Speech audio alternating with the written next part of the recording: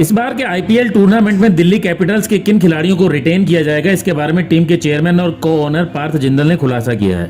साथ ही कहा है कि दिल्ली कैपिटल्स को अब तक टाइटल नहीं मिला और वो चाहेंगे कि इस बार टीम टाइटल प्राप्त करे। जेएसडब्ल्यू सीमेंट्स लिमिटेड और जेएसडब्ल्यू पेंट्स प्राइवेट लिमिटेड के प्रबंध निदेशक, जेएसडब्ल्यू स्पोर्ट्स के संस्थापक व आईपीएल टीम दिल्ली कैपिटल्स के चेयरमैन और को ओनर पार्थ जिंदल ने ये बातें हिसार में पत्रकारों से बातचीत करते हुए कही। वो हिसार में स्पोर्ट्स अथॉरिटी ऑफ इंडिया के हरियाणा एग्रीकल्चर यूनिवर्सिटी स्थित स्पोर्ट्स सेंटर में खिलाड़ियों से मुलाकात करने पहुंचे थे। इस स्पोर्ट्स सेंटर को जेएसडब्ल्यू और जेएसएल कंपनियां हरियाणा सरकार के साथ मिलकर चला रही हैं। सेंटर के खिलाड़ियों से बातचीत करने के बाद पार्थ जिंदल ने मीडिया से बातचीत की और दिल्ली कैपिटल्स के बारे में जानकारी दी। हाँ जी, रिटेन तो करना ही पड़ेगा। अच्छे प्लेयर्स हैं हमारे टीम में। तो अभी रूल्स आए हुए हैं, तो अभी को ओनर जीएमआर के साथ बात करके और हमारे जो सौरव गांगुली जी हैं जो हमारे डायरेक्टर ऑफ क्रिकेट है, उनसे बात करके अभी सारे निर्णय लेने वाले हैं। ऋषभ पंत को तो पक्का रखने ही वाले हैं।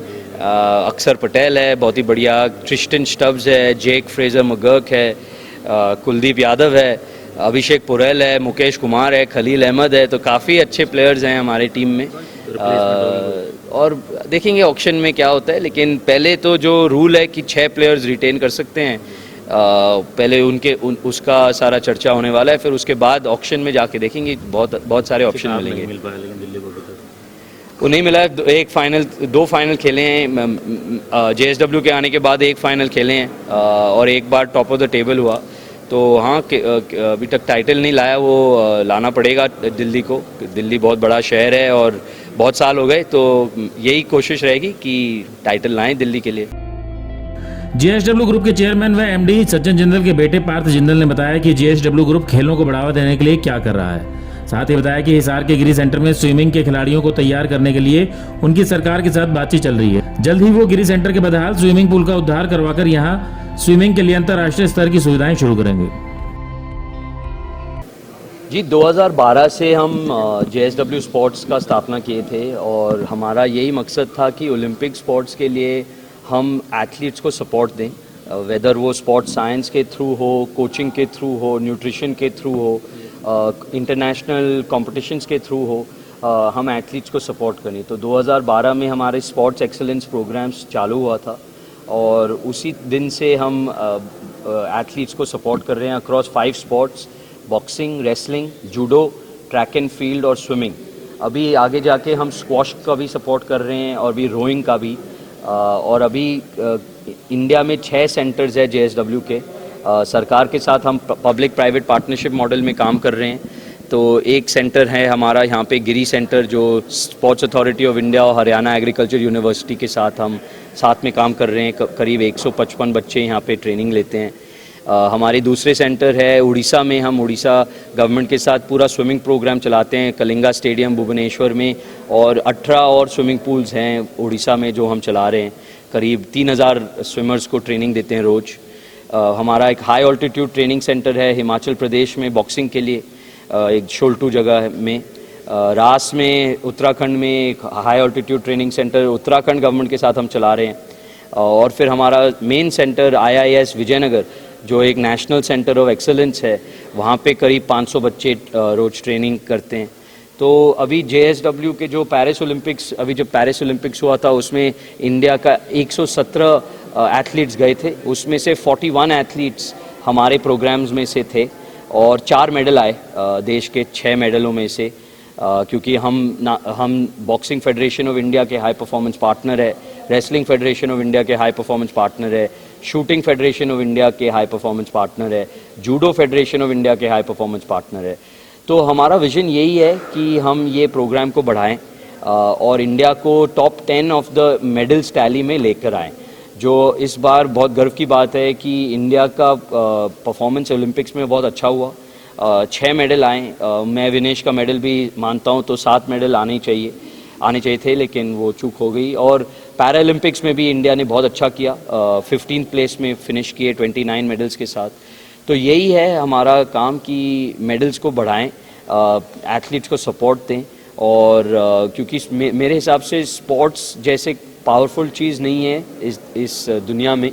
जो स्पोर्ट्स करता है एक आदमी और एक औरत के लिए, जो मानसिकता बढ़ाता है, जो उनका कॉन्फिडेंस बढ़ाता है, तो या तो करियर के बाद वो बिज़नेस में आ जाए, वो पॉलिटिक्स में चले जाएं, वो सरकार में चले जाएं, लेकिन जो एक आदमी एथलीट बनता है तो वो हमेशा लाइफ के लिए एथलीट रहता है, तो बहुत ज़रूरी है। देश के खिलाड़ियों को क्या कहना चाहेंगे सर?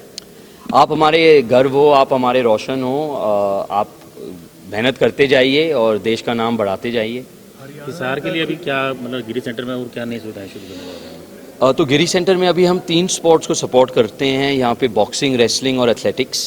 सरकार के साथ काम करके अभी नया ट्रैक लगाए हैं सरकार ने, नया हॉकी का एस्ट्रोटर्फ भी उन्होंने लगाया अब, और नया मल्टीपर्पज़ हॉल भी लगाया हुआ है।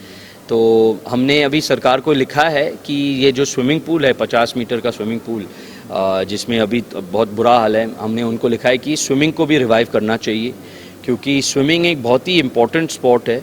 अगर आप समर ओलंपिक्स के बारे में देखो तो एथलेटिक्स और स्विमिंग ऐसे 2 खेल है जिसमें मैक्सिमम नंबर ऑफ मेडल्स हैं, और इंडिया स्विमिंग में बहुत पीछे है। तो हरियाणा एक ऐसा जगह है जहाँ टैलेंट है, जहाँ पावर है, जहाँ स्पीड है, जहाँ इंड्योरेंस है। तो अगर स्विमिंग में मेडल चाहिए देश को, तो हरियाणा में स्विमिंग करना बहुत ज़रूरी है, और अगर कर सकते हैं तो गिरी सेंटर में करना चाहिए, क्योंकि यहाँ पे सारे इंफ्रास्ट्रक्चर है, सुविधाएं हैं। तो स्विमिंग पूल को रिवाइव करना मैं चाहता हूँ, तो मैंने लिखा है, होपफुली सरकार का सैंक्शन आ जाए और फिर प्रोग्राम को हम चलाएंगे। पार्थ जिंदल ने बताया कि ओलंपिक और पैरा ओलंपिक में भारत ने काफ़ी अच्छा प्रदर्शन किया है, और ख़ास तौर से हरियाणा के खिलाड़ियों ने। विनेश फोगाट के साथ ओलंपिक में हुई घटना के बारे में उन्होंने कहा कि ये बहुत ही दुर्भाग्यपूर्ण था।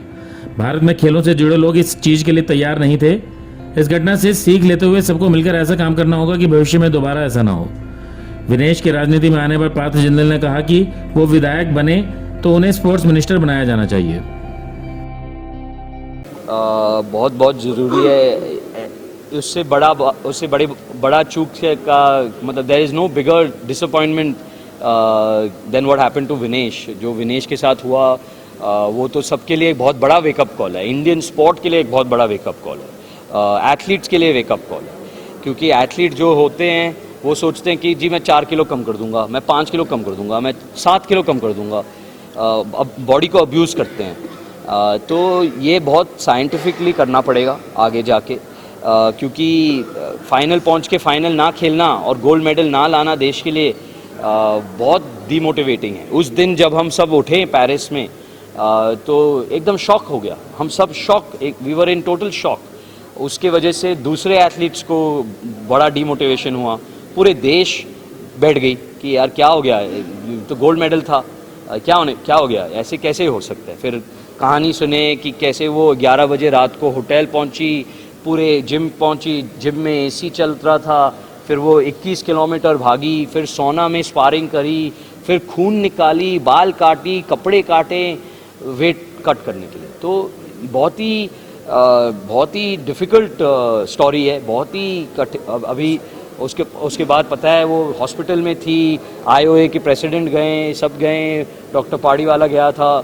तो लेकिन ये इसलिए हुआ क्योंकि इसकी प्रैक्टिस नहीं हुई, ये इसलिए हुआ क्योंकि इसकी जानकारी नहीं थी।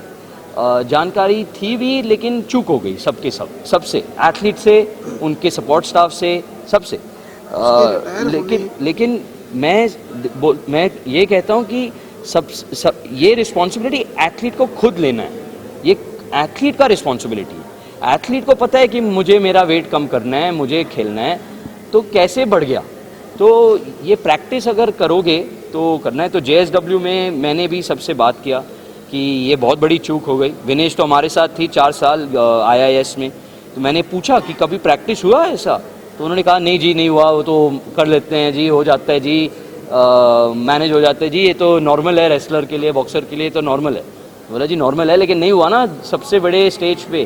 तो बोला हाँ जी नहीं हुआ। तो बोला तो आगे जाके IIS और JSW अगर ये प्रैक्टिस नहीं करेगा और सरकार अगर ये बोलेंगे नहीं कि ये प्रैक्टिस करना है, तो फिर ये नहीं होगा। तो अभी ये मुझे नहीं लगता वापस कभी होगा। तो ये एक बहुत बड़ी लर्निंग है इंडियन स्पोर्ट के लिए, और आई एम श्योर इसके वजह से काफ़ी एथलीट्स को बेनिफिट मिलेगा आगे जाके। उसके रिटायरमेंट के फैसले पर क्या कहोगे और राजनीति में आ गई उस पर क्या कहोगे? नहीं, हमें पता है विनेश के साथ, विनेश, बजरंग, साक्षी WFI के खिलाफ और WFI वर्सेस ब्रिजभूषण चरण सिंह और उनके साथ क्या हुआ, तो उनका जो स्ट्रगल है, उनका जैसे वो दिल्ली में प्रोटेस्ट किए, जैसे वो स्ट्रगल किए पूरे रेसलिंग के लिए, तो उनको लगता है कि पॉलिटिक्स में आके वो सिस्टम को चेंज कर सकते हैं। तो या तो आप सिस्टम के बाहर रहो और फिर बात करते जाओ, या तो आप सिस्टम के अंदर जाओ और सुधार लाओ। तो मैं विनेश के निर्णय से मैं उनको सलाम करना चाहता हूँ। बहुत ही बोल्ड डिसीजन है, बहुत ही करेजियस डिसीजन है।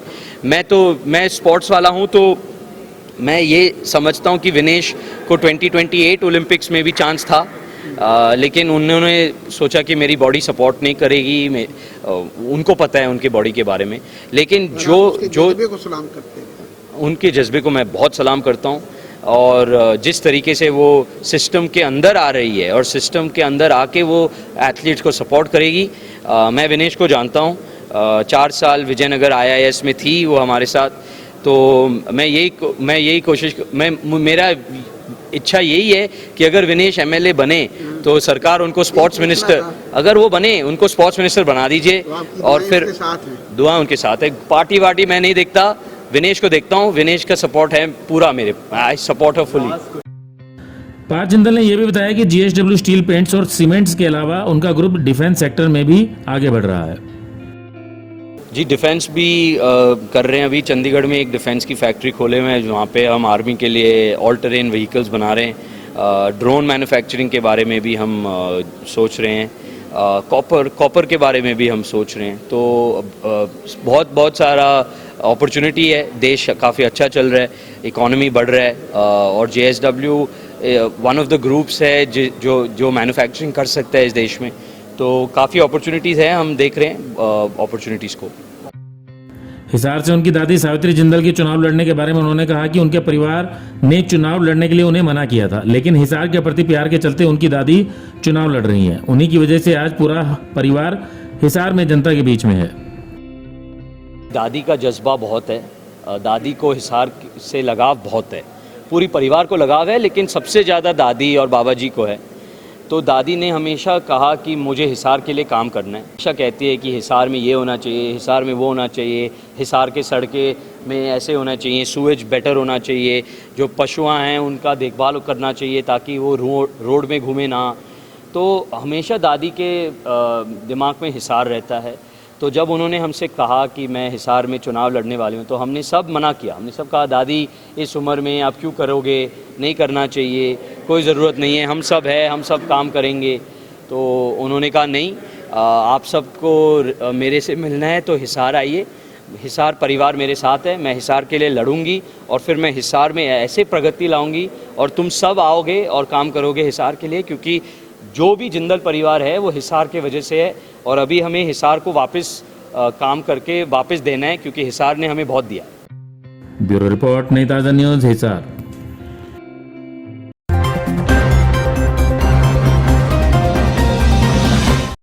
लेटेस्ट वीडियोस के लिए सब्सक्राइब करें हमारा चैनल नई ताज़ा न्यूज़ और दबाएं बेल आइकॉन ताकि आप मिस न करें कोई भी अपडेट।